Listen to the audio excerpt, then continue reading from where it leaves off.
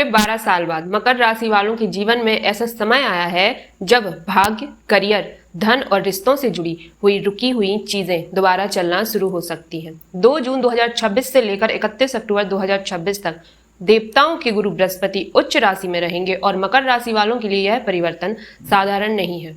अगर पिछले कुछ समय से आपको लग रहा था कि मेहनत ज्यादा है और परिणाम कम मिल रहे हैं, तो अब परिस्थितियां धीरे धीरे बदलती हुई दिखाई दे सकती हैं। साथियों, जिंदगी में जो लोग अंदर से मजबूत होते हैं, साथियों वह लोग अक्सर चुप रहते हैं, क्योंकि उन्हें पता होता है कि वक्त एक ना एक दिन सबका जवाब खुद ही दे देगा। जी हाँ साथियों, वक्त सबका जवाब खुद ही दे देगा। नमस्कार दोस्तों, पर्व प्रवाह में आप सभी का स्वागत है। मैं हूं माधुरी। दोस्तों, आज का यह विशेष कार्यक्रम मकर राशि जून 2026 मासिक राशि पर। जी हाँ, जून 2026 का महीना आपके लिए कैसा रहेगा? स्वास्थ्य कैसा रहेगा? पढ़ाई कैसी रहेगी? प्रेम संबंधों में क्या होगा? वैवाहिक जीवन में क्या बदलाव आएंगे? भाग्य कितना साथ देगा? करियर और बिजनेस में क्या अवसर मिल सकते हैं? आज हम सभी विषयों पर बहुत विस्तार से चर्चा करेंगे। जी हाँ साथियों, यह वही महीना है जहां देवताओं के गुरु बृहस्पति पूरे 12 साल बाद उच्च राशि कर्क में प्रवेश कर रहे हैं। साथियों, इसके साथ ही शुक्र, सूर्य, मंगल और बुध भी इस महीने राशि परिवर्तन करेंगे, यानी एक नहीं, दो नहीं, पूरे 5 ग्रहों का परिवर्तन। और जब एक साथ इतने ग्रह बदलते हैं तो जीवन की कई क्षेत्रों में बड़े बदलाव दिखाई देते हैं। साथियों, ये कार्यक्रम चंद्र राशि आधारित है, तो चलिए शुरू करते हैं। सबसे पहले बात करते हैं आपकी हेल्थ की। मकर राशि वालों, आपके स्वामी शनि है और इस समय शनि तीसरे भाव में बैठे हुए हैं, राहु दूसरे भाव में है, मंगल चौथे भाव में है, सूर्य पंचम भाव में है, बुध और शुक्र छठे भाव में है और सबसे महत्वपूर्ण उच्च के बृहस्पति सप्तम भाव में आ रहे हैं।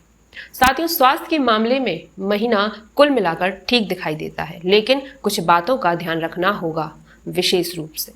8 जून से पहले खाने पीने में लापरवाही मत कीजिए।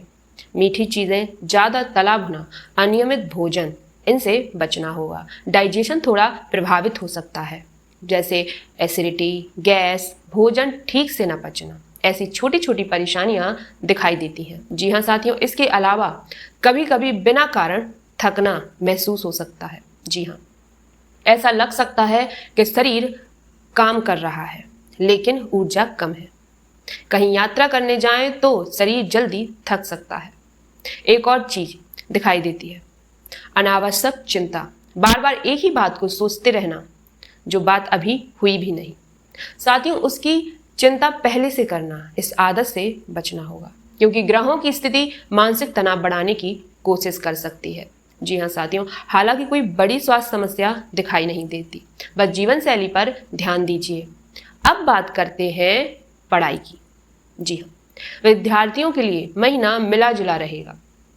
साथियों, पंचम भाव में सूर्य बैठे हैं और पंचमेश शुक्र 8 जून तक छठे भाव में रहेंगे, इसलिए महीने की शुरुआत में फोकस थोड़ा कम रह सकता है। साथियों, मन जल्दी भटक सकता है, कभी पढ़ाई का मन करेगा तो कभी बिल्कुल भी नहीं करेगा, लेकिन 8 जून के बाद स्थिति बदलती हुई दिखाई देती है। जैसे ही शुक्र सप्तम भाव में आएंगे, आपका फोकस बढ़ेगा, कंसंट्रेशन बेहतर होगा। जो विद्यार्थी किसी परीक्षा, कोर्स, एडमिशन या नई पढ़ाई की तैयारी कर रहे हैं, उन्हें 8 जून के बाद अच्छे परिणाम मिल सकते हैं।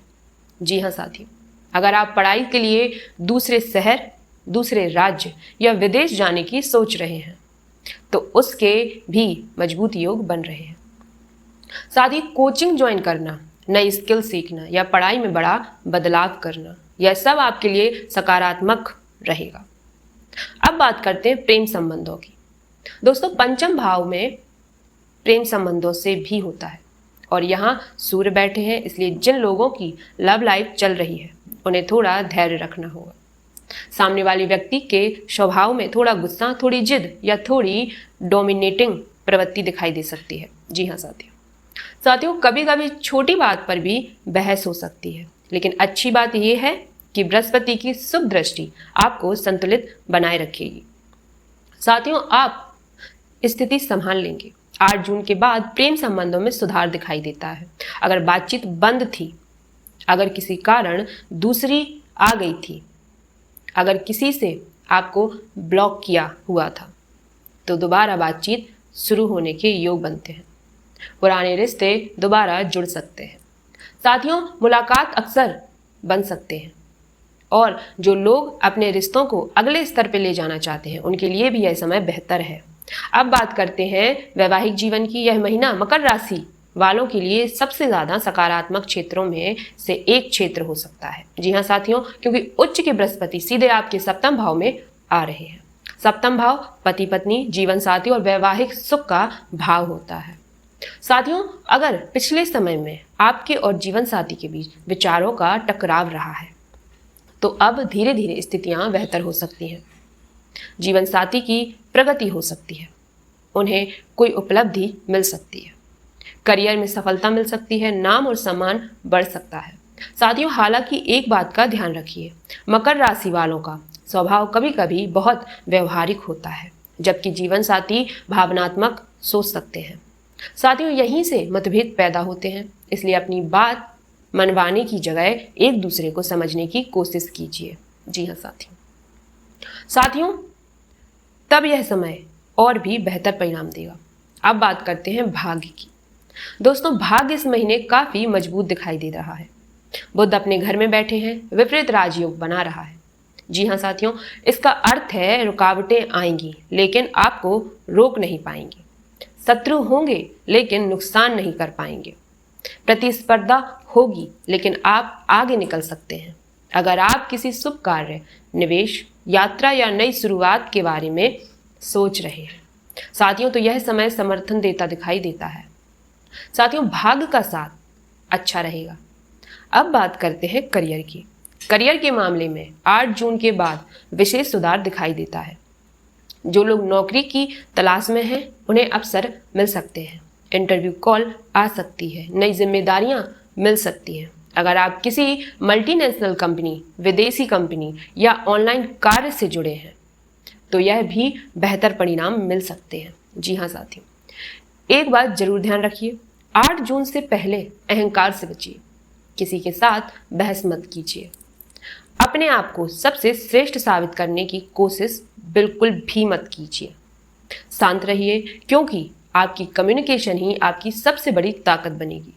करियर में कुल मिलाकर 80 से 90% तक सकारात्मक परिणाम दिखाई देते हैं। साथियों, अब बात करते हैं बिजनेस की। बिजनेस के लिए यह महीना काफी अच्छा है। उच्च के बृहस्पति सप्तम भाव में है, बुध मजबूत है, नई डील मिल सकती है।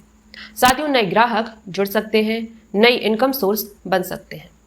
अगर आप बिजनेस में कुछ नया जोड़ना चाहते हैं, नया प्रोडक्ट, नई सर्विस, नई ब्रांच या कोई नई रणनीति, तो उसके लिए भी समय अनुकूल है। जी हाँ साथियों, दैनिक आय में वृद्धि दिखाई देती है, प्रॉफिट के अवसर बनते दिखाई देते हैं। अब बात करते हैं उपायों की। प्रतिदिन शनि बीज मंत्र का जाप करें। ओम प्राम प्रीम प्रोम साह शनिचराय नमः 108 बार जाप करें। शुक्र बीज का जाप करें। ओम द्राम द्रीम द्रोम सा शुक्राय नमः। गाय की सेवा करें, विशेष रूप से बुधवार के दिन भगवान गणेश को दुर्वा अर्पित करें और प्रतिदिन ओम नमः शिवाय का जाप अवश्य करें। दोस्तों, यह समय आपके लिए मेहनत का फल दिलाने वाला है, इसलिए डरिए मत, रुकिए मत और अपने लक्ष्य की ओर बढ़ते रहिए। साथियों, क्योंकि कई बार भाग्य तभी बदलता है जब इंसान हार मानने के लिए तैयार नहीं होता। हर हर महादेव।